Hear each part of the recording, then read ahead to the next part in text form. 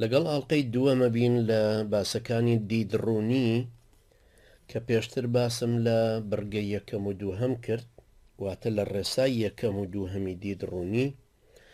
ئێستاش ئەمڕۆ بە پشتیوانی خی پەروەردگار باز لە دوو بڕگەی ترەکەم یان دوو ڕێسای ترەکەم. ڕێسای ئێستایان کە بڕگەی سێەمی دیدڕوونیەکەیە بە ناوی بەلێک جودابوونەوەی بەرەی کوفر و ئیمان، دوژمندارەتی لە نێوانیانە دروست بوو. خی گەورە فەرمێ: ولقد أرسلنا إلى ثمود أخاهم صالحا أن اعبدوا الله فإذا هم فريقان يختصمون.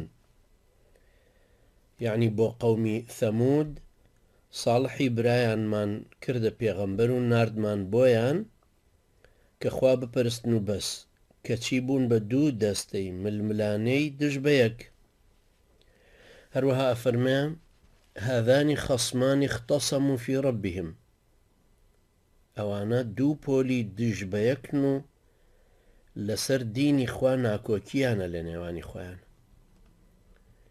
هەروەها ئەفەرمێ: ئین الکافرین كانوا لەکم عەدووە مبینە. واتە کافرەکان دوژمنی زەق و ئاشکراتانە.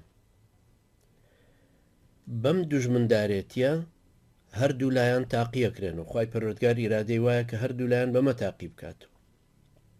وەکو ئەفەرمێ: ذلك ولو يشاء الله لانتصر منهم ولكن ليبلو بعضكم ببعض. ئەوەش بۆ ئەوەی ئەگەر خوای گەورە بیەوێ بەسەریانە زاڵتکە ئەتوانێ، بەڵام ئەخوازێت هەندێکیان بە هەندێکی تریان تاقی بکاتەوە.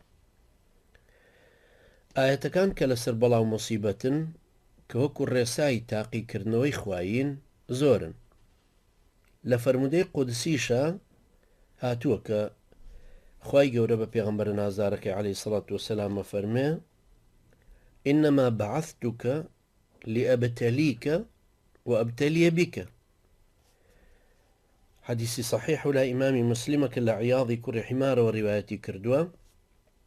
إمامي النووي درباري فرمي: واتبواني كبيم داويد. معناي حديثك أمي إنما بعثتك لأبتليك وأبتلي بك. بو أوم كردوي ببيغمبر كبتو تعقيب كموا توش تعقيب كمو جنابي شدوة بتوش خلشي كرت تعقيب كمو.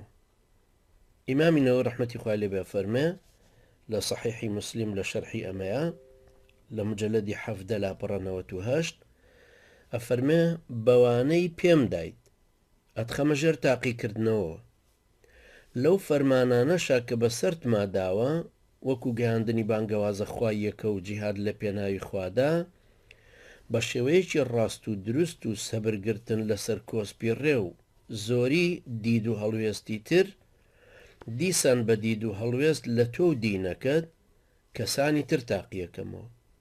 جا هەیانە باوەڕەهێنێ سەرڕاستانە شوێنە دەکەوێ بەرگریت لێەکە جۆڕایڵی و ملکەچیت بۆ دەرەبڕێ، هەشیانە دوژمندارەتی خۆی بەرامبەر خۆت و بانگەوازەکەت ڕاگەیەنێ. هەشیانە لەو نێوانەیە دێت و ئەڕوات دوو ڕوانە هەڵوێست وەرەگرێ. مەبەستەکە ئەوەیە کە خۆی و واقعەکەی ببنە مادە و بواری تاقیکردنەوەی هەموو لایەک، چونکە خوای گەورە سزا بەپێی هەڵوێست و ڕەفتاریان دیارەکە، نەک بە پێزانستی خۆی. خوای پەروەردگار هەمویانە ناسێوە زانێ، بەڵام چاوەڕێکە کە ئەوان خۆیان دید و هەڵوێستی خۆیان دیاری بکەن و بەو شێوەی پێوەی پابند بن تا مەسئولیەتەکە بکرێتە سەرشانی خۆیان. چونکە خوای گەورە ئاگای لە هەموو هەست و نەستی کەسەکان، ئاگای لە هەموو خطورەتی دڵێکە، هەموو ڕەفتاری کیشانە بینێ و ئاگای لێ و تۆماریشێکە لە هەم شوێنەکە بن. ئەنجا ڕەفتارەکانیان گفتارێک بیان، کردارێک بیان، اعتقادێک بێ یان گومانێک بێ یان هەست و نەستێک بێ لە ناخی خۆیانە بێ، خوای پەروەردگار هەمووی ئاگادارە، بەڵام تاقییان نەکاتەوە هەتاکو هەڵیان وێرێ لە یەکتری ئیقامە حوجەشیان لەسەر بکە. وەکو خوای گەورە فەرمێ: ولنبلونكم حتى نعلم المجاهدين منكم والصابرين. تاقیتانەکەینەوە تا بزانین کەسی مجاهدان و ئارامگرانی نێوانتان کامانن، خۆ خوای پەروەردگار ئەزانە کامانن. یعنی بزانین بکەر و خاوەن سیفەتەکان چۆن خۆیان بەڕەنج و هەڵوێستی خۆیان جاکەنەوە. کەوابوو لە سەرەتاوە ئەبێ باوەڕمان بۆ هەبێ کە ئەم لێک جودابوونەوەی بەرەی کوفر و ئیمان کە لە سەرەتاوە خوای گەورە وەحی بۆ سەیدنا ئادەم نارد و ئیبلیسیش لەو بەرەو بەرامبەر ئەم وەحیە وەستا بەرامبەر ئەم فەرمانە خوایە وەستا خۆی و زوڕیەت و شوێنکەوتۆکانی بوون بە بەرەیەک و ئادەمزادەکانی تر بەنی ئادەمەکان هەموو کەوتنە تەرەفێکی تروە لە ناو بەنی ئادەمەکەیە کۆمەڵە خەڵکانێکی تر شوێن هەوا و هەوەس و شەیتانەکە کەوتن و شوێن وحیەکەی خوای پەروەردگار نەکەوتن. ئەمەش بزانین کە بەم لێک جودابوونەوەی بەرەی کوفر و ئیمانە دوژمندارەتی لە نێوانیانە دروست بووە. تۆ نابێ وا بزانی کافر دوژمندارەتیت ناکە یا تۆ دوژمندارەتی کافر ناکەی.